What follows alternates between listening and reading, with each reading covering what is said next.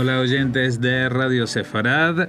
Hace justo 10 años, el 12 de marzo de 2008, un acto protocolario significaba la entrega de la categoría de Justo entre las Naciones del Museo del Holocausto Yad Vashem al diplomático español Eduardo Proper de Callejón, que se le había concedido unos meses antes, en agosto del año 2007.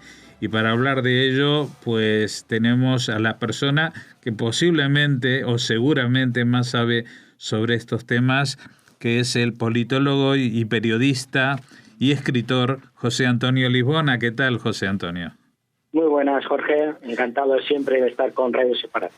Bueno, entre otras cosas, has estudiado, aparte de haber estudiado el tema, también lo has publicado en este libro que se llamaba Más allá del deber, la respuesta humanitaria y el servicio exterior frente al Holocausto, en el que se recogían pues los hechos destacados de todos estos diplomáticos, no solamente los que ya han sido distinguidos como justos entre las naciones, sino otros que algunos de ellos se encuentran en ese mismo trámite. Pero vamos a centrarnos en la figura de Proper de Callejón porque no es tan conocida como, por ejemplo, la de Ángel Sabriz. Y aparte, a mí me ha llamado la atención porque se produce en un momento que tampoco es el habitual para estas acciones diplomáticas, en los años 40. Sí, efectivamente. Hombre, a ver, nos tenemos que retroactuar a la situación de Eduardo Proper. Eduardo Proper es primer secretario de la Embajada de España en Francia. Estamos en el año 1940, como tú dices muy bien. En ese mismo año, en el mes de mayo, sucede el avance de la ocupación alemana de los nazis cerca de París, con lo cual todas las embajadas tienen que salir de París y dirigirse a donde el gobierno francés vaya a institucionalizar su capital, que en este caso será Vichy. Y por lo tanto la acción humanitaria por la cual se le reconoce a Eduardo Proper es la entrega de visados de tránsito que él entrega cuando esa comitiva que trasladándose desde París a Vichy para en Burdeos. Uh-huh. Pero antes de hablar de exactamente lo que hizo, podemos también hablar de Eduardo Proper, de este personaje, que también es un caso singular porque él mismo era de ascendencia judía y estaba casado con una mujer judía. Bueno, hay que matizar eso exactamente, Jorge, porque sí. Tú sabes que una de las condiciones de los reglamentos o del estatuto para la concesión de justo entre las naciones que concede Yad Vashem es que se tiene que conceder un gentil. Yad Vashem no concede ni no reconoce entre los justos de las naciones, entre esos 26.000 y pico que actualmente a 31 de diciembre del año 2017 se han concedido. Uno entre ellos, Eduardo Proper, una de las condiciones por las cuales es que no sea judío. Efectivamente, Eduardo es hijo de Max Proper, que era un judío de Bohemia. Exactamente, su madre no era judía, era una española católica que efectivamente luego más tarde se convierte. Por lo tanto, técnicamente él es de hijo judío y de madre no judía. Por lo tanto, cuando tuvo que pasar el tamiz de la regulación de Yad Vashem, se le concedió en el sentido de que efectivamente su mujer, Elena Furtwängler, no era judía. Sí que era proveniente de una familia judía franco-austriaca, pero que se había convertido al catolicismo, efectivamente, y por lo tanto Yad Vashem considera que el personaje no tiene raíces judías. Pero sí, como tú dices muy bien, Eduardo Proper, el mismo apellido Proper, que procede de Max Proper, era de una familia de judíos de Bohemia, correcto. Uh-huh. Bueno, no, a mí me llama la atención, más allá de las reglamentaciones de Yad Vashem y de las reglas de la religión judía, el hecho de que alguien de ascendencia judía, pongámoslo en este caso, haya hecho carrera diplomática en aquellos años e incluso dentro de la época franquista. A ver, Eduardo Proper era un personaje singular y peculiar. Eduardo Proper, si no recuerdo mal, debe ser de los últimos diplomáticos de las promociones de la República Española. Él tomó una decisión en 1931 cuando él es como toda la familia Proper, un farabundo monárquico, favorable a la monarquía de Alfonso XIII, y que cuando llega a la República Española, él presenta su dimisión y su renuncia a la carrera diplomática. Era, como antes he dicho, la esposa de Eduardo Proper, era de una familia muy adinerada, cuya hermana incluso se había casado con un miembro de la familia Rothschild, su hermana Lilian, estaba casado con el barón Elie Rothschild, con lo cual no tenía ningún problema económico, y cuando llega a la República Española, él toma la decisión de no trabajar para los republicanos, exiliarse, entre comillas, en París y vivir en un castillo a las afueras de París. Por lo tanto, su condición de origen judío, uno, dos, de haberse casado con una familia donde había judíos, no pesó en ningún momento. Él, anteriormente a llegar a París, había tenido otros destinos diplomáticos como Bruselas, Lisboa o Viena, y que no le afectó efectivamente su origen judío en ese sentido, porque ya te digo que no lo ha conocido, y posteriormente tampoco.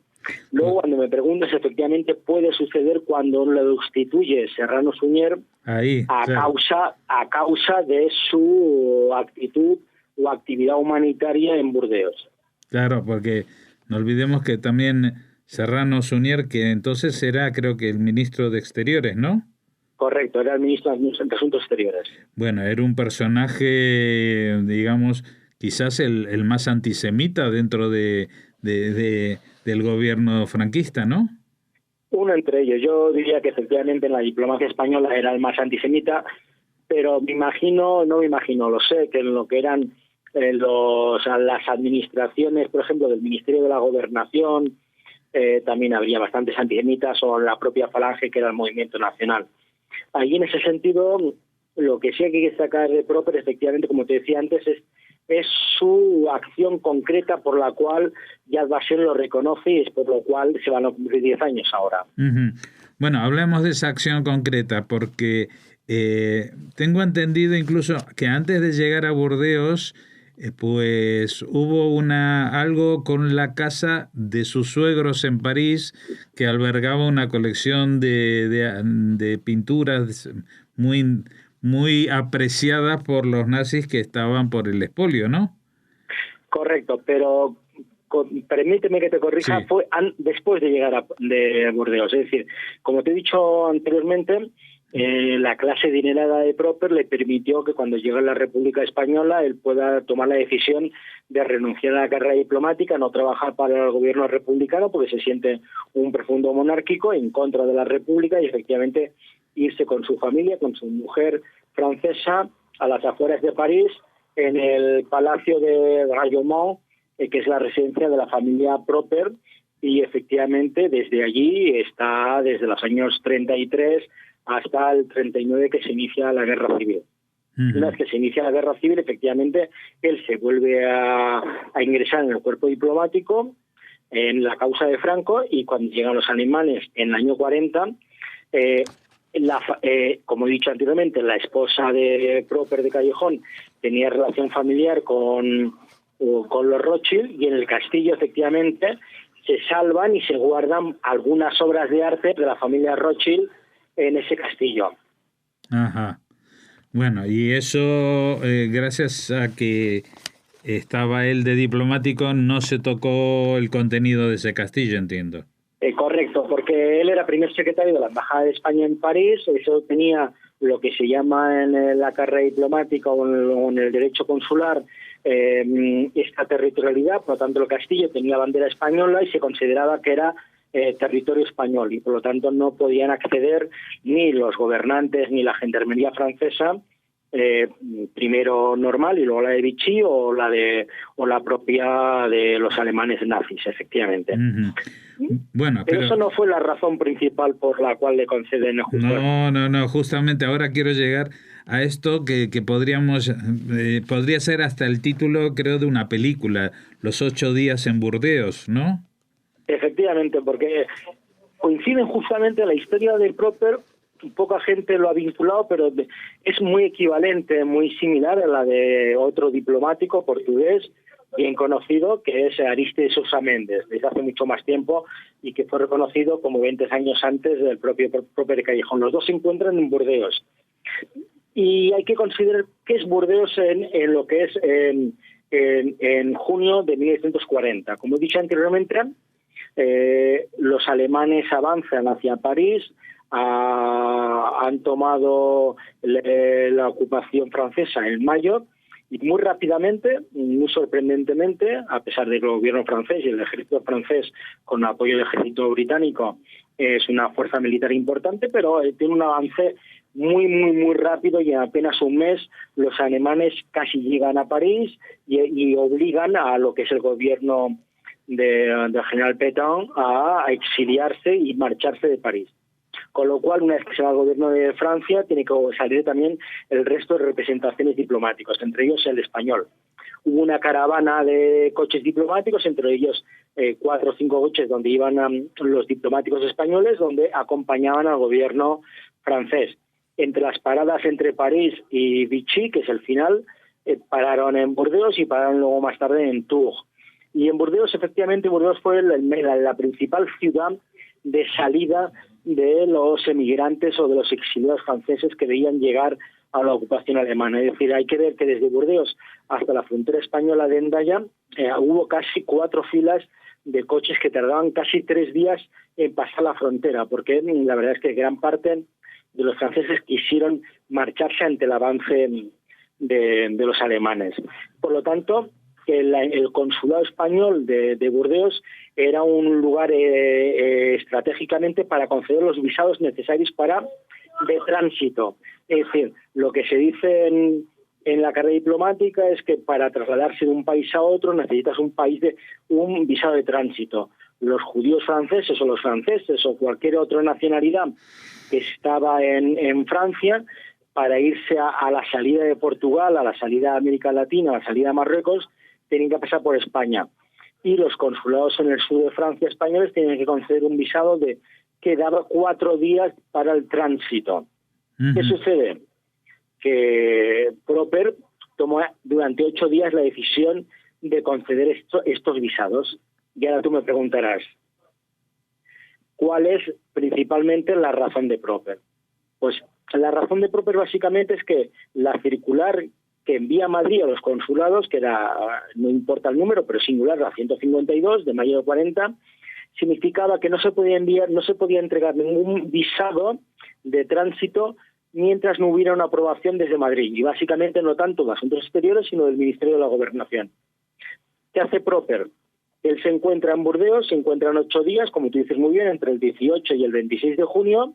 Existen grandes colas de gente que hacen 3 días de turno ante la puerta del consulado para poder salir de Burdeos, salir de Francia, llegar a España, irse a Portugal y de Portugal coger los barcos para América Latina, Estados Unidos o incluso a Marruecos. Lo que hace Proper es, en esos días, comenzar a dar visados sin hacer el perceptivo trámite burocrático de pedir autorización a Madrid. Con lo cual, entre esos visados se entregan más o menos. No podemos tener una previsión concreta del número de visados que pudo entregar Proper, puesto que los documentos del consulado de Burdeos fueron quemados en el libro de registro. Pero comparativamente con el número que se concedió desde el consulado de España en Hendaya, que fueron más cercana de 2.000, o los otros 2.000 o 1.500 que se concede desde Bayona, podemos considerar que en esos 8 días Proper, pero también hay que decir, junto con el resto de compañeros que tenía Proper, entre ellos otro primer secretario de la embajada, que era Casuso, Eduardo Casuso, pudieron entregar entre 1.500 visados. Esa cifra, que para Yad Vashem le daba una cierta estabilidad, para los historiadores como yo tenía cierta duda, pero tiene cierta realidad en el sentido de que no podía haber ningún visado para entrar en España que no tuviera un visado para entrar en Portugal. Y como tenemos la referencia que Aristides Sousa Mendes entregó 1.574 visados, por lo tanto, podemos vincular que todo aquel que tenía un visado de Aristides Sousa Mendes para entrar en Portugal necesitó un visado del propio Eduardo Proper de Callejón. Y efectivamente, Eduardo Proper y el resto de los miembros de la embajada estuvieron 8 días en Burdeos y durante esos 8 días, entre el 18 y el 26 de junio, entregaron esa serie de visados básicamente por propia voluntad individual de Proper, porque lo que hizo, saltándose las normas del ministerio, es que no pidió la autorización de visado por visado al Ministerio de la Gobernación. ¿Qué hubiera supuesto eso?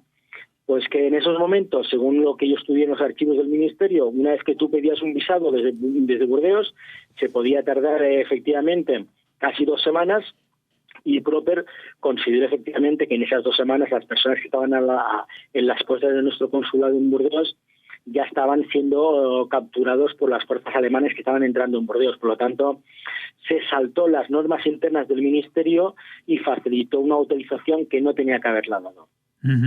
¿Se sabe de que esta acción estaba coordinada con la de Aristides de Sousa Mendes? No.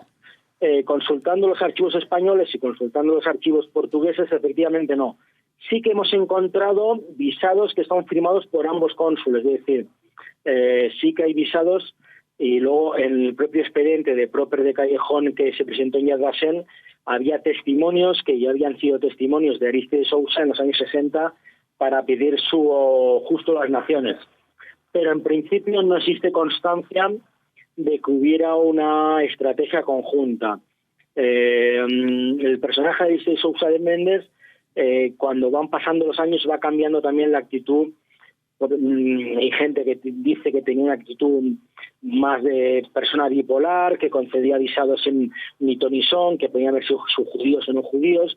Yo creo que hay que reconocer la actitud en ese momento, porque en ese momento hay que pensar que por lo menos Proper de Callejón tenía una norma jurídica, que era la 152, que sí que permitía dar esos visados, aunque no autorizó el envío a Madrid. En el caso de Aristides Sousa Mendes es que tenía totalmente prohibición por parte de su gobierno portugués a que se entregaran esos visados. No existe constancia documental de una estrategia conjunta entre ambos. Lo que sí es cierto es que el 80% de los visados que concedió Aristides Sousa Mendes luego fueron ratificados por Proper de Callejón para poder llegar a España. También compartían, creo que estos dos personajes, esta extracción social, que eran miembros de una clase aristocrática, aunque según tengo entendido, a su retorno a Portugal, Aristides de Sousa Mendes fue represaliado, perdió su posesión, su fortuna y fue denostado por el gobierno, ¿no? Correcto. La diferencia entre uno y otro es que en el caso más lamentable y muy triste de Aristides Sousa Mendes, al regreso a Portugal fue, digamos, defenestrado de la carrera diplomática y falleció en condiciones económicas muy lamentables. Sí que es cierto que en el caso de Proper de Callejón, y una de las razones de la concesión de justo a las naciones es que una vez que él concede esos visados, pasado varios meses, cuando Serrano Suñer se entera que el general Petén le ha concedido una medalla en favor de las gestiones que había hecho la embajada española en el armisticio, Serrano Suñer, que con un gran enfado, está escrito manuscritamente por el propio Serrano, y acusa a Proper de estar al servicio de la judería francesa. Son exactamente las palabras que le escriben. Y mientras que Aristides Sousa Mendes es defenestrado a Lisboa y apartado de la carrera diplomática, por lo menos en lo que es Proper de Callejón, estando en Vichy como primer secretario, se le retira su estatus en Vichy, siendo primer secretario ante el gobierno de Francia, y se le relega a un cargo inferior, que es ser cónsul general en Larache. Con lo cual se entiende perfectamente que fue una especie de castigo por parte del Ministerio de Asuntos Exteriores y básicamente por el propio ministro Serrano Suñer por lo que había realizado en esos 8 días. Además, que yo pienso que eso no está en el expediente de Yad Vashem, que el propio Serrano tal vez no solo tenía la animadversión hacia Proper por el tema de la concesión de visados, sino como tú has iniciado la entrevista, que añadía y supo la salvación de obras de arte por parte de Proper en el castillo que era extraterritorialidad española para la familia Rothschild. Para mí esas dos cosas, aparte que era un monárquico muy importante a favor de Alfonso XIII, de un antiguo embajador español, Quiñones de León, esas 3 razones: una, la concesión de visados a los judíos; 2, la protección de obras de arte de la familia Rothschild en su castillo bajo protección española; y tercera, ser un monárquico en contra de las normas de Falange, le supuso la inhabilitación de Serrano y el envío como castigo al consulado de Larache.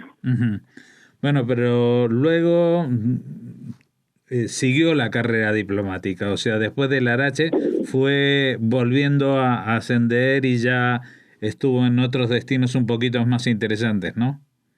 Sí, porque todo el mundo en la carrera diplomática tiene sus padrinos, en el sentido, el propio Proper, cuando estuvo en París, estuvo al lado del embajador de España, que era Lequerica, que fue el embajador de España en Francia. Luego más tarde fue ministro de Asuntos Exteriores, cuando una vez que se apartado a Serrano Suñer, Franco nombra en sustitución de Serrano Suñer a Lequerica. Por lo tanto, el mecenas o protector de Proper era el propio ministro de Asuntos Exteriores. Cuando más tarde Lequerica es nombrado como representante de España en Estados Unidos, Lequerica se lleva a Proper de Callejón a Nueva York y a Naciones Unidas y lo protege. Por lo tanto, la carrera diplomática, lo que sí es cierto, que es una gran quiebra para la familia Proper, es que ya sea debido por su renuncia durante el periodo republicano o ya sea debido a la bajada de categoría de su traslado a Larache, el propio de Callejón, que acabó siendo embajador en Canadá, pero en el estatus diplomático, por el escalafón, él nunca llegó a ser embajador de carrera. Y por lo tanto, sí que se puede suponer que efectivamente tuvo una carrera importante, pero en su carrera se puede suponer que sí que le afectó la concesión de visados que realizó en Burdeos o la protección de las obras de arte de la familia Rothschild. Bueno, luego él terminó sus días en España o en el extranjero, porque sabemos de parte de su familia, entre ellas una nieta actriz muy conocida en Inglaterra, ¿no? Sí, correcto. O sea, ya sabéis que los diplomáticos viven de país en país, al igual que Proper procedía de una familia de Bohemia, su mujer también era francesa. En ese periodo, la carrera de Proper, efectivamente, como he dicho anteriormente, su último cargo diplomático fue de embajador en Canadá, tuvo 2 hijos y una de sus hijas se casó efectivamente con Carter Bonhem y tuvo una nieta, una que es la famosa actriz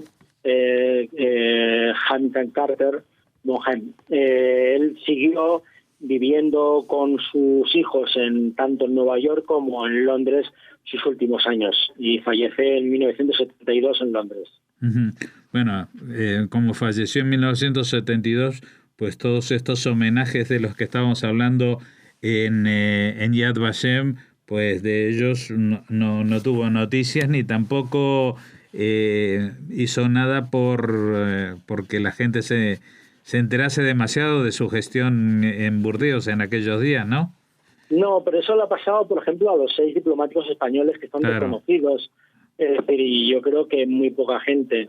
Solamente que yo ahora, después de decirte lo que te he dicho, debo rectificar, solamente en el caso de José Santaella y Carmen Schrader, que eran los agregados de Agricultura de España en Berlín, que sí que obtuvieron el Justo de las Naciones en vida. Pero en el caso de Sanz Brief ya había fallecido, en el caso de Romero Radicales también, y en el caso de Proper, estos 3 casos obtuvieron el título de Justo de las Naciones una vez después de fallecidos. La verdad es que es algo muy habitual entre los 20 y tantos mil, casi 27.000 o 26.000 de justos entre las naciones que tienen concedidos, sí. Bueno, nosotros... Fue una labor muy laboriosa por parte de la familia que tardó, pero surtió fruto, y después de 10 años de laboriosa trabajo consiguieron ese mérito. Yo, si me permites, lo importante, el caso de Proper fue reconocido por Yad Vashem, por lo tanto el gobierno español como la sociedad española lo valoramos. Ahora lo que hay que hacer, hay otros diplomáticos como el Bernardo Roland como cónsul en París, o Julio Palencia en el caso de embajador en Sofía, que tuvieron una actitud tan o mejor que la del propio Proper o la del propio Sanfrid, y que merecen efectivamente ese justo a las naciones, y que cuanto más van pasando los años, en función de las normas cada vez más estrictas de Yad Vashem, es más difícil de encontrar testimonios orales de los supervivientes. Uh-huh. Porque testimonios documentales podemos encontrar los dos historiadores, pero claro, cuando van pasando los años, los supervivientes que tienen que dar testimonio de la salvación ya no viven. Ya no viven. Bueno, esos son los dos casos, pero no son los únicos que tiene pendientes, digamos, España, ¿no? O propuestos como posibles justos entre las naciones. En principio, España y otras organizaciones encima de la mesa que yo tenga conocimiento en Jerusalén tiene estos dos, y muy recientemente se ha presentado el de Antonio de Zuluaga.